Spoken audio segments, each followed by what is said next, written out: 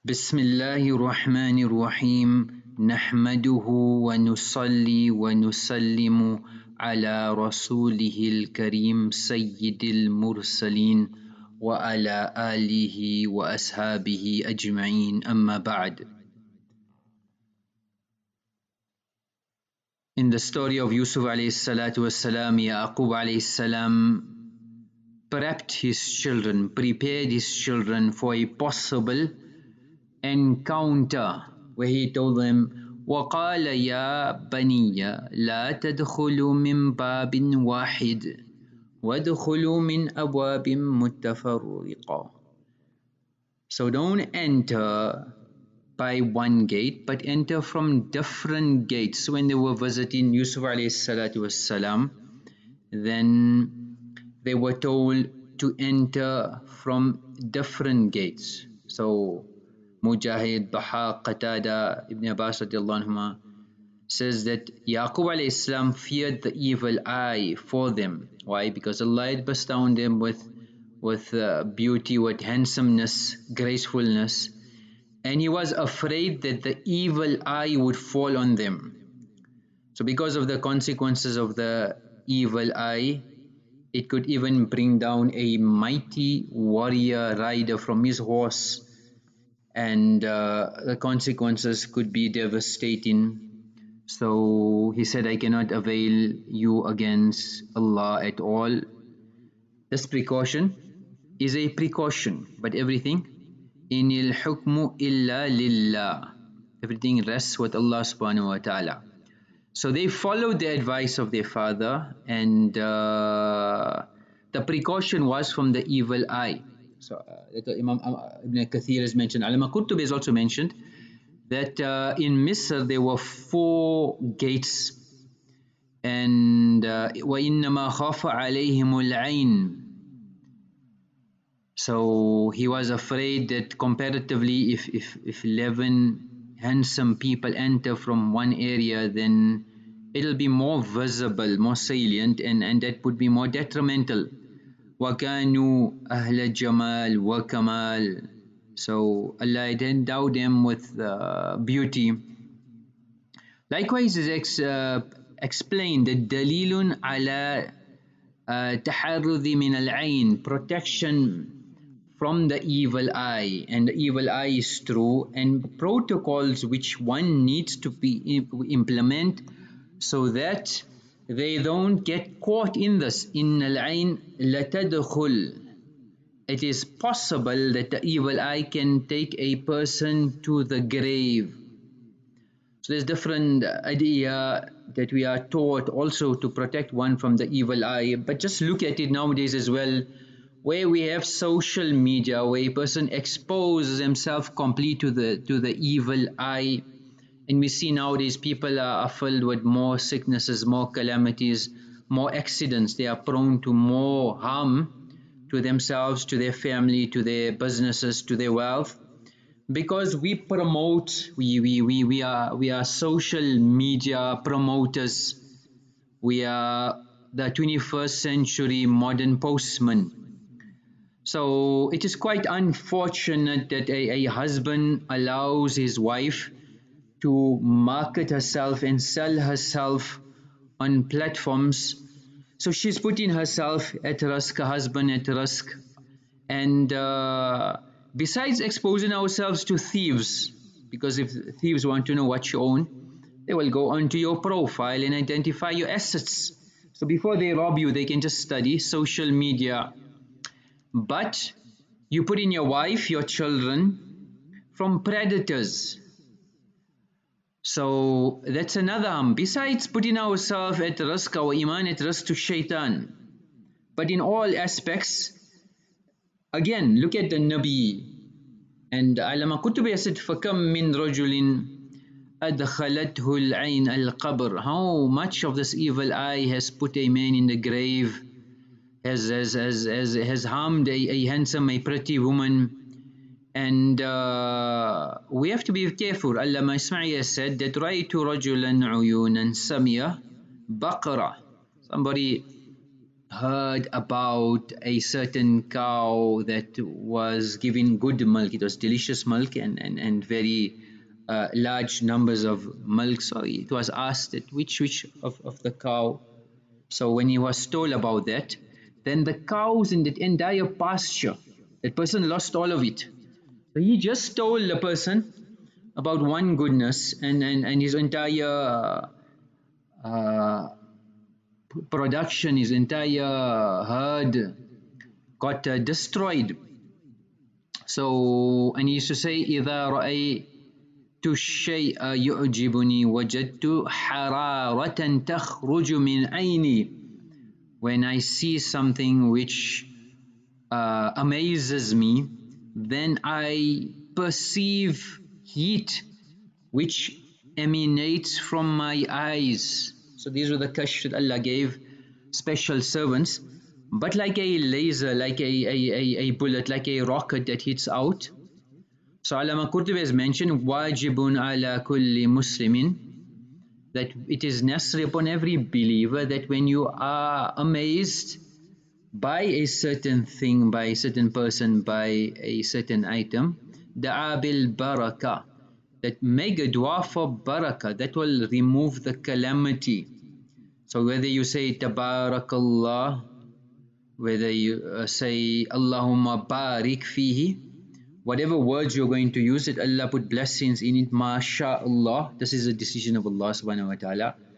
So from this we learn that we need to take precautions, we need to prepare our women folk, our children as well. Don't leave them in the dark. Sometimes a person gets so caught in his procurement and love for dunya. It's just making this deal after another deal, from home to shop, shop to home, from shop to home, home to shop, to business, to deals, to boardrooms, to making it happen. Our life goes, we don't secure our dunya and we don't secure our deen as well. So our women folk need to be skilled, our children need to be skilled, they need to be prepared, that when the syndicates find out, then they'll abandon this tabaqa of the ummah and realize that these are people you shouldn't try your luck with. So the thieves, we need to set a standard amongst the thieves as well. But it's come when we prepare as well. We shouldn't be foolish. Like a man walked into a dentist and asked the dentist how much it costs to extract 2 wisdom teeth. So he said $80. So the man groaned. He said, that's a bit steep. Is there any way you can make it cheaper? So the dentist said, well, if you don't want anesthetic, I can knock it down to $60. The man groaned again, it's too expensive. The dentist again scratched his head. He said, okay, besides the anesthetic, let's use pliers. I wouldn't use the conventional method. I will knock off another $20. The man groaned again, too much, doctor.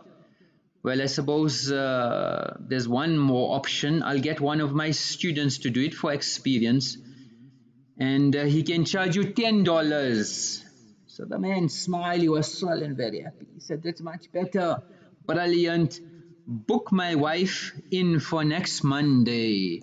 Book my wife in for next Monday. So when we cut corners and take shortcuts, that eventually ends up to be the long cut. So when a person is faced with a situation, a person's leaving the house, they're going outdoors, then let's say for example a car stops. You shouldn't take it for face value. So you should be watching cars come in. You should know that, let's say you are walking on the street, you are jogging, you know the movement and the speed and the acceleration of an average car. When anything car comes in whatever direction abnormal to the normal, then what you should do, what distance you should keep. If the car stops and you are threatened, what personal alarm, what triggers do you have in place? Which direction of traffic should you go? Should you run in the direction of traffic? No, you should go in the direction opposite traffic, because they need to take a U-turn. Which stores, which areas are closed for refuge? So that's your route every day. You need to be cognizant of all these points. They approach you by foot. It's a threatening position. So what's your safe distance?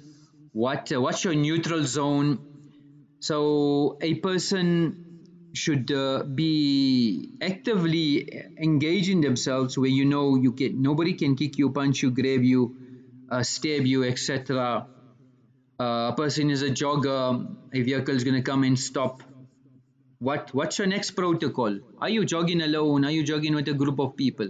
What tools do you have on your person? So if you look at the progression of an event before an encounter, then first is observation and selection. So this thief will observe you and select you based on your vulnerability, based on ease of the situation, based on you not escaping. Then they will test for opportunity. What's the opportunity? The window opportunity.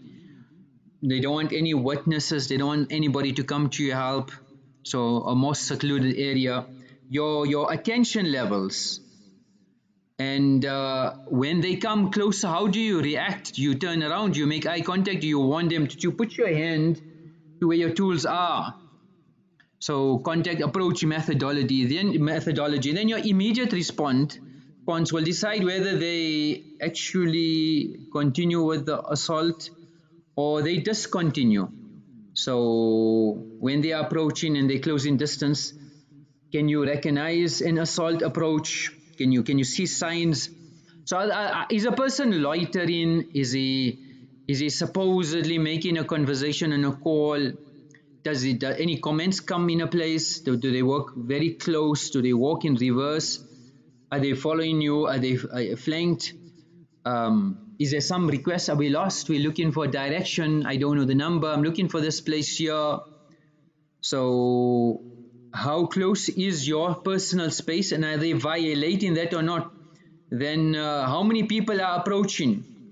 And based on these different symptoms, if we can call it, signs, how quick is your reaction time? So priority wise, like they say, in an encounter you don't even have, depending on the situation, but maximum 3 seconds, sometimes 1 second. So some people carry one up because that split second of cocking, what's the risk? How accessible are your tools?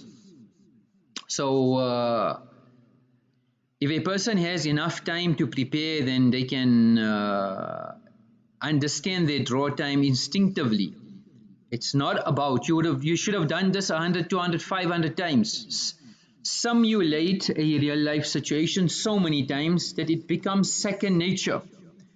When you scream in Fab, just scream. What should you scream? What words you should use? So if somebody is hearing you, they know that there is a serious problem. Then where's the closest assistance and help? How fit are you? So a normal thief who doesn't train, who doesn't jump, etc., wouldn't able to run for more than 4 minutes. So your run time should be minimum 10 minutes. So how healthy are you that you can run out a volatile situation? Then how doubtful is a person? So you shouldn't have any doubts. Don't worry about embarrassment. It's better to be safe and embarrassed than to be unsafe and regretful. So rather 10 people laughing at you than 6 people carrying you to the grave. So always on the side of caution. Then if there is a situation of compromise, then make like you're listening attentively. Make like you're doing nothing. Make like you're handing yourself over. Take what you want. Please don't harm me. I'm cooperating. Don't make that theft into a violent assault. So how much are you promoting the assailants to harm you? How easily do you give up the item? Are you resisting? Are you fighting? Are they trigger happy? Are they carrying a knife? Do they mind stabbing you or not? So the question always comes is compliance and cooperation, resistance and fighting. So there's positives and negatives onto both. But a person must make a call, and whether I should lose an item, suffer greater harm to your personal body, to yourself, cooperation, resistance, that there's no manual you can learn. Man qutila duna mali fawa shaheed. Yes, you are shaheed. But if you're going to go down in style. So he's saying if a person prepared, did all, and then he made a trial and error judgment, then فَبِهَا وَنِعْمَةٌ. But in that situation, compromise given. Let's say they're not there for something, they're there for you. So never ever you allow them to transport you. Golden rule. So you're aware of the situation, you consider temporary cooperation, but your cooperation is only for assessment, to get better positioning. So naturally you'll go in a panic, naturally you'll get shocked, naturally you'll cooperate, but you need to train your subconscious at that point. When this happens, I need to be planning. So can I break or run? And if you don't have effective defense maneuvers, that may make the situation worse. So you have to decide whether you must fight or flight.